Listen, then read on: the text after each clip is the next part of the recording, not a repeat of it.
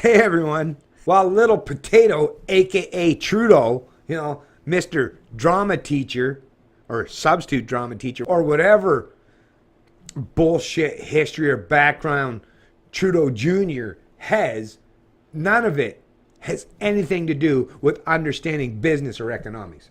That's just a reality that can't be denied.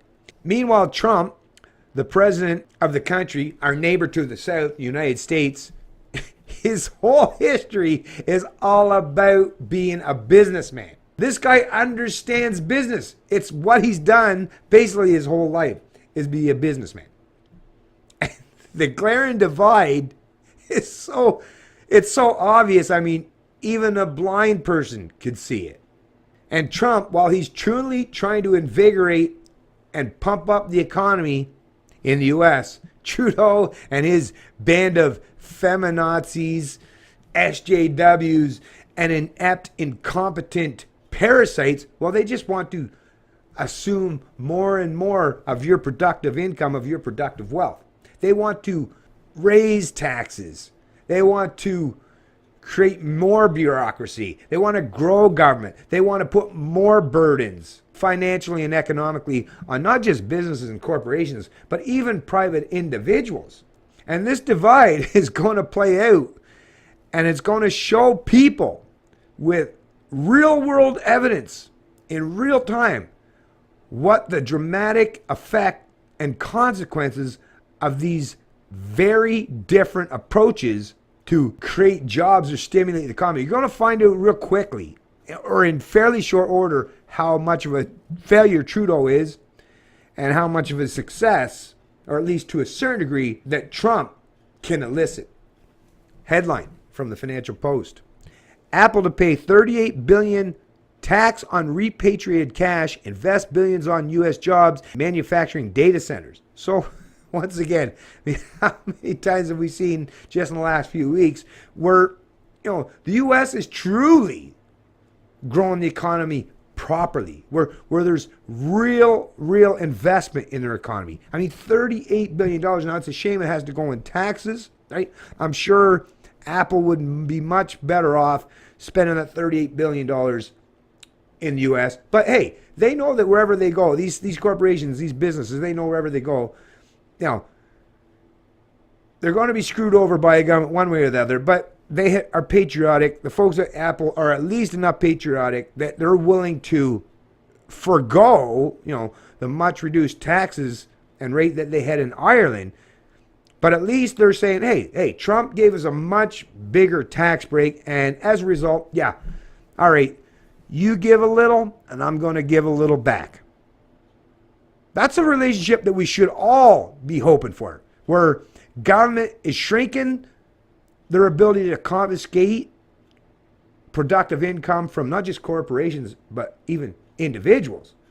And businesses are seeing less of their productive wealth going to foreign countries or being locked in accounts in different jurisdictions all around the world. This $38 billion, if it's used appropriately, although, like I say, it's the government, so there's no guarantee that's going to happen, but that's $38 billion that's going to be back into the American economy. And they're doing it voluntarily. They didn't have to. Apple very well could have kept their money in different areas and different jurisdictions all around the world. But like I said, they're showing that willingness. It's the American spirit, right? Tit for tat. You fuck with me, well, I'll make your life miserable too. But if you treat me decently, well, okay, I'll come back around and we'll see how far we could push this relationship where everybody benefits. The iPhone maker plans capital expenditures of US $30 billion. So that's on top of the taxes, right? So another $30 billion in the US over 5 years, and will create 20,000 new jobs at existing sites and a new campus. So not just existing sites, but a whole new campus. So they're investing a buttload of money. Good for you, Apple. Good for you. Apple Inc. said it will bring hundreds of billions of overseas dollars back to the U.S., pay about $38 billion in taxes on the money, and spend tens of billions on domestic jobs, manufacturing, and data centers in the coming years. Wow. Wow. Think about what that represents. That's a beautiful thing. That's a beautiful and amazing thing to hear. And this didn't happen under Obama. This is a result of Trump and, the author of The Art of the Deal, the guy that knows how to do business, how business works, how businessmen operate. And we got a substitute drama teacher. See the glaring divide, Canada? Because if you don't, like I say, maybe you could ask a blind man to help you out there, or a blind woman. I don't discriminate against sexes, right? But even they would be able to tell you, well, how can you not see that? The iPhone maker plans capital expenditures of US $30 billion in the US over 5 years and will create 20,000 new jobs at existing sites and a new campus it intends to open. The Cupertino, California-based company said Wednesday in a statement. Apple's shares gained about 1% to US $178.32 at 2:51 p.m. in New York. I won't read the rest of the article because I think that's obviously the most important and pertinent part of this article. I mean, come on, folks. Like I say, how many times do we got to point out that, you don't want inept parasites or people that have no true understanding of economics. I mean, what would Trudeau understand of economics? Like, look at where he comes from. Look who he is. And he has it's one thing to be born with a silver spoon in your mouth. Even Trump, was given $1 million by his dad. So it's not like he come from poverty. But look at the difference of what he did with it and how he chose to live out the rest of his life and the productivity that he wanted to do. Trump's created, I don't know how many thousands and thousands of jobs over the course of his lifespan. What about Trudeau? He was a drama teacher or whatever, that bullshit. I mean, nothing had to do with actually creating jobs or being economically astute. That's for sure. That's for certain. Oh, when I hear about this stuff, there are times, there are days like today where it's like, God, I wish I was an American. God, I wish I was an American.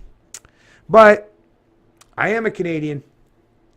And since I am a Canadian, I want best for my Canadian people, my fellow Canadians. I want us to emulate that kind of success, to emulate that kind of psychology, to emulate that kind of mentality, and stop being goddamn quasi-socialist people that seem to hate each other for their success.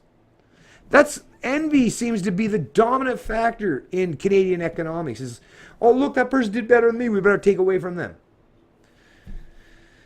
Now, while the Democrats and a lot of the special interest groups and socialists have been trying to push America in that direction, fortunately, they were wise enough to elect Trump and say, no, we're going back the other direction. Hell no, we're not going down that road. That's a road we never want to travel.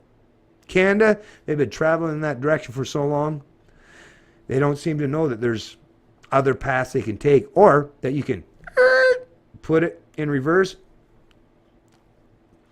do a 2 or 3 point turn, and head back the other way.